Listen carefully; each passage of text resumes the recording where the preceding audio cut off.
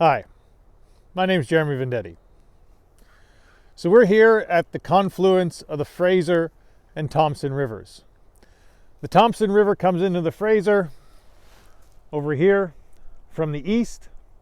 It is a glacially carved river that has a whole series of lakes before it comes into the Fraser River. Over here on the west side we have the Fraser River. The Thompson, as it comes into the Fraser here, it is the largest tributary to the Fraser River. It increases the drainage area of the Fraser Basin by 1/4, and it increases the flows in the Fraser, both the mean annual flow and the mean annual peak flow, by about 50%. So it adds in a huge amount of water to the Fraser system. So if you look at the Fraser here, the morphology is that we have a long alluvial reach that goes through a series of short canyons. And so when I say that the river is alluvial, I mean that it is flowing through its own deposits.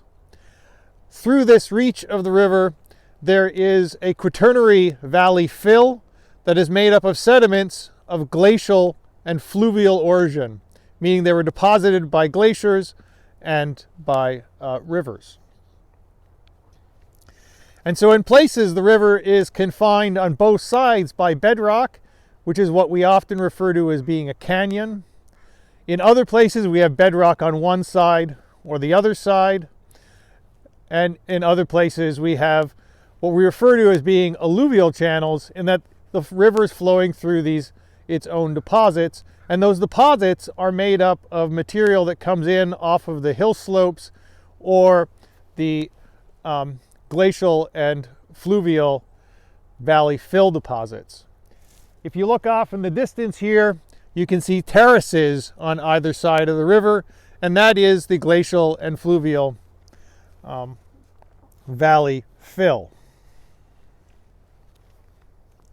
So if we go downstream from here, we go from this reach that has these short canyons and the long alluvial stretches. From here we go down into some of the biggest canyons in the Fraser system, and those canyons include Siska Canyon, and then the canyon complex that starts upstream of Hell's Gate and goes downstream beyond Alexandra Canyon.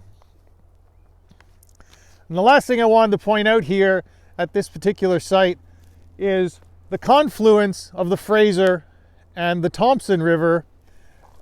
Where the water is mixing, there's a very distinct differentiation between the two bodies of water. So the Fraser is dark brown, the Thompson is sort of a bluish color.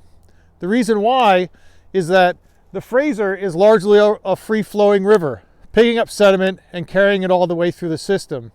By contrast, the Thompson River flows through that series of lakes that I mentioned a moment ago, and as it's flowing through those series of lakes, it essentially filters all the sediment out from the water. So we get this really great mixing interface where the Thompson and Fraser River waters come together here at the confluence of the Thompson and Fraser Rivers.